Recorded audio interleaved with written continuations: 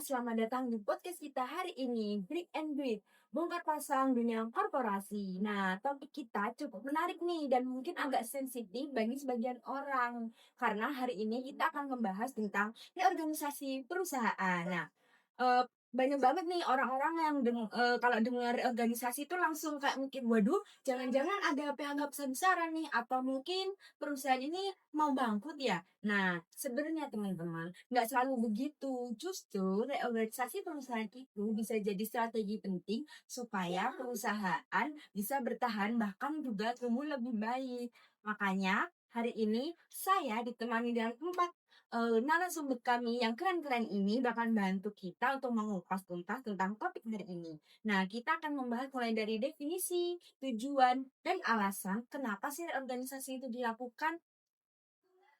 Oke, selanjutnya saya akan mulai nih dari hal yang paling mendasar dahulu. Nah, menurut kalian tuh apa sih sebenarnya yang dimaksud dengan berorganisasi perusahaan? Jadi secara sederhana, reorganisasi itu proses perusahaan menata ulang struktur, bisa dari sisi operasional, keuangan, hukum, atau strategi, agar lebih efisien, kompetitif, dan adaptif dalam menghadapi perubahan. Jadi kalau mengutip pendapat dari Dr. Alis Abdurrahman, reorganisasi pada umumnya adalah pengaturan atau perbaikan mengenai susunan kapital suatu perseroan. Biasanya meliputi mengeluarkan kembali semua efek atau surat berharga yang belum diselesaikan, lalu diganti dengan efek yang baru. Secara khusus, reorganisasi bisa diartikan sebagai rekapitalisasi pada perusahaan yang bangkrut, di mana pemegang saham, obligasi, dan kreditur juga menyerahkan kepentingannya untuk kemudian membentuk perusahaan baru supaya lama bisa dibereskan, tapi usahanya tetap berjalan. Wah, jadi jelas ya, reorganisasi itu ternyata bukan hal yang sederhana ya. Jadi tapi lebih ke proses menyeluruh, mencakup struktur model perusahaan. Nah, kalau bicara tentang tujuan nih, sebenarnya apa sih yang ingin dicapai perusahaan dengan reorganisasi ini? Nah, tujuannya itu yang pasti untuk menyehatkan kondisi internal perusahaan. Misalnya dengan mengurangi beban finansial tetap, memperbaiki struktur permodalan, mempersiapkan fondasi keuangan, dan memberi arah strategi yang lebih jelas untuk kedepannya. Jadi reorganisasi itu bukan sekedar merapikan tampilan luarnya aja, tapi benar-benar menyelamatkan dan merapikan kembali perusahaan dari dalam, supaya bisa tetap hidup kompetitif dan adaptif dalam menghadapi perubahan ke depannya. Wah, berarti reorganisasi ini tuh dianggap sebagai strategi jangka panjang ya, bukan sekedar solusi sementara. Betul, dan perlu dicatat, tujuan reorganisasi itu nggak selalu sama untuk semua perusahaan. Ada yang tujuannya untuk memperbaiki keuangan, ada yang juga untuk meningkatkan efisiensi operasional, ada juga yang untuk menyelaraskan dengan visi jangka panjang. Bahkan kalau perusahaan menangani masalah solvabilitas, reorganisasi bisa dipilih selama prospek bisnisnya masih baik. Kalau tidak, barulah opsi lain seperti likuidasi diambil. Jadi setiap perusahaan punya alasan unik kenapa mereka perlu reorganisasi. Nah, biar gampang kebayang nih buat penonton juga nih yang nonton. Nah, kalau dari sudut pandang sehari-hari, gimana sih gambaran reorganisasi itu? Kalau aku sendiri sih suka mengibaratkan reorganisasi ini seperti renovasi rumah. Rumahnya bukan berarti jelek atau hancur, tetapi mungkin bisa aja karena catnya udah kusam, atapnya bocor, atau butuh ruangan baru. Jadi, renovasi itu dilakukan supaya rumah yang ditinggali itu lebih nyaman dan sesuai kebutuhan sekarang. Sama seperti perusahaan. Yang diperbaiki itu struktur, modal, dan keuangannya supaya perusahaan tersebut bisa bertahan dan berkembang. Wah, analoginya mudah dipahami ya dan mudah dicerna ya. Jadi jelas ya teman-teman. Jadi organisasi itu pilihan realistis ketika perusahaan menghadapi masalah keuangan tapi masih punya masa depan untuk bertahan. Nah, untuk selanjutnya nih, kita akan kan tadi udah kita membahas tentang definisi dan tujuan. Nah, pasti muncul nih pertanyaan, kenapa sih perusahaan sampai perlu melakukan reorganisasi? Sebenarnya simpel. Reorganisasi biasanya dipilih karena perusahaan masih memiliki nilai yang dapat diselamatkan.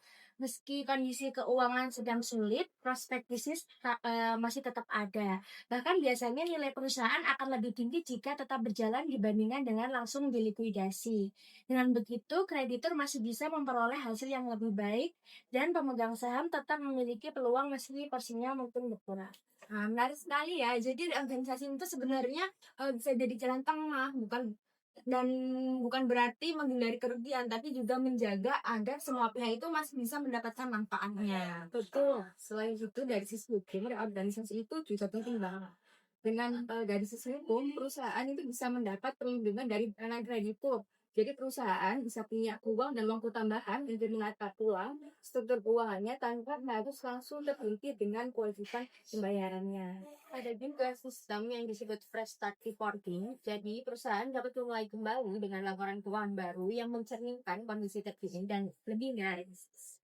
Selain itu, organisasi bisa dilakukan untuk memperbaiki penilaian internal perusahaan juga. Misalkan kalau sistem manajemen sudah mulai rumit dan tumpang tindih, atau pengawasan kinerja karyawan dan keuangan itu udah kurang efektif. Dengan melakukan reorganisasi, kalau kerja itu menjadi lebih jelas dan tanggung jawab setiap bagiannya dapat diatur dengan lebih. Wah, menarik sekali ya ternyata di segmen pertama ini. Dari tadi kita tuh sudah mengupas-ngupas tuh apa itu organisasi, tujuan, sampai alasan mengapa nama ini sering dipilih di perusahaan. Nah, jadi bisa disimpulkan kalau reorganisasi itu bukan sekedar dari perubahan bentuk luar, tapi langkah penting untuk menyelamatkan dan memperkuat perusahaan dari dalam. Nah, di segmen berikutnya nanti kita akan masuk ke pembahasan yang lebih spesifik nih, yaitu tentang bagaimana organisasi ini tuh tercermin dalam laporan keuangan serta contoh kasus yang bisa jadi pelajaran. Langsung saja kita lanjut ke segmen berikutnya. Halo teman-teman, kita lanjut di segmen yang kedua. Nah, tadi di segmen yang pertama, kita sudah dengar di penjelasan mengenai apa itu reorganisasi, kemudian tujuannya, serta mengapa perusahaan melakukan reorganisasi itu. Nah, di segmen kita yang kedua ini, kita akan bahas lebih dalam nih, mengenai dampaknya organisasi itu gimana sih terhadap laporan keuangan suatu perusahaan, serta seperti apa gambaran nyatanya di lapangan. Nah, di sini sudah ada 4 narasumber yang nggak kalah menarik nih. Halo semuanya, apa kabar? Baik. Nah, teman-teman, kita mulai dari narasumber yang pertama dulu. Ini adalah narasumber yang paling cantik di antara narasumber-narasumber yang ada di sini. Ada Kak Dela. Halo. Nah, Kak Dela, kalau kita bicara soal laporan keuangan perusahaan nih, Kak, reorganisasi ini kan tentunya bakal bikin angka-angka di laporan ini berubah. Nah, menurut Kak Dela nih bisa dijelaskan ke teman-teman seperti apa aja sih dampaknya?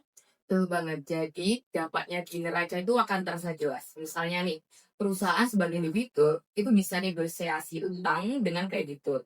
Kadang hasil negosiasi itu bisa bikin perusahaan bayar lebih kecil dari karyawannya. Dan ini kewajiban ini biasanya secara terpisah dia transparan. Wah, menarik ya teman-teman. Nah, tadi Kak Dela sudah menjelaskan dampaknya di laporan neraca nih, teman-teman. Tapi kalau di laporan laba rugi itu gimana sih? Tenang saja, kita akan dijelaskan oleh narasumber yang kedua, ada Kak Rizky. Nah, baik. Jadi kalau di laporan laba rugi, itu sudah muncul beberapa pos-pos khusus.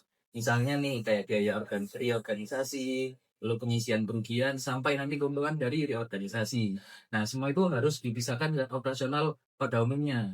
Biar nanti para pembaca laporan laba rugi itu paham betul mana yang beban rutin, mana yang beban itu ada karena dampak reorganisasi itu.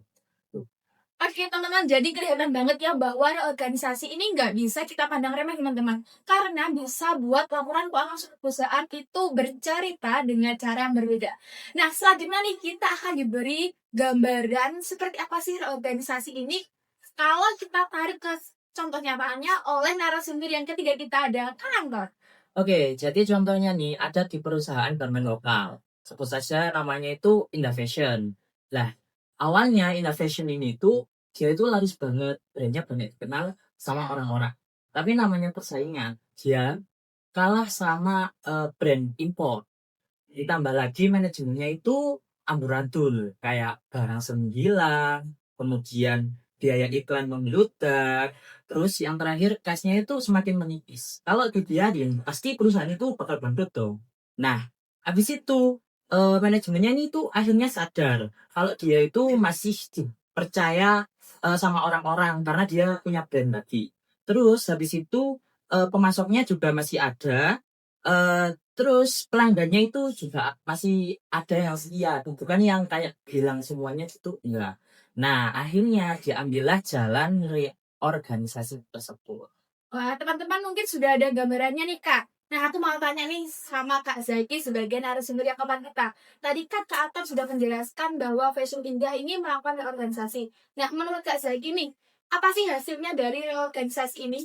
Setelah dibenahi, banyak hal yang berubah. Kasir jadi udah nggak rekap jaga gudang, jadi stok lebih rapi. Keuangan juga negosiasi utang, cicilan lebih longgar. Strategi bisnis beralih ke penjualan online. Hasilnya walaupun ya ada biaya reorganisasi di awal, beban jadi turun, penjualan naik dan laporan keuangan jadi lebih siap. Ibaratnya kayak kita lagi renovasi rumah. Memang keluar biaya dulu di awal, tapi setelah selesai, rumah jadi nyaman untuk dipakai. Wah, keren banget ya teman-teman semua. Saya mau kasih tahu satu pertanyaan singkat ke semua narasumber nih. Kalau kalian disuruh pilih satu kata yang menggambarkan reorganisasi bagi suatu perusahaan, apa tuh? Kalau dari aku, satu kata yang menggambarkan reorganisasi itu penyelamatan. Penyelamatan, oke. Kalau aku transparansi. Transparansi. Kalau aku kesempatan kedua. Kesempatan kedua. Kalau Kalau ada aku mungkin renovasi. renovasi teman-teman. Wah, jawabannya keren semua ya. Jadi jelas teman-teman kalau reorganisasi ini bukanlah akhir, tetapi bisa jadi awal baru buat suatu perusahaan. Nah teman-teman, jadi terima kasih banyak untuk keempat narasumber yang sudah berbagi insight yang luar biasa pada hari ini. Teman-teman, kita di podcast ini belajar bahwa reorganisasi memang berdampak besar, terutama pada laporan keuangan. Tapi di sisi lain, ini bisa jadi titik balik bagi perusahaan untuk balik lagi. Semoga obrolan kita kali ini bisa jadi pelajaran berharga buat teman-teman semua. Sampai jumpa lagi di episode selanjutnya. Bye.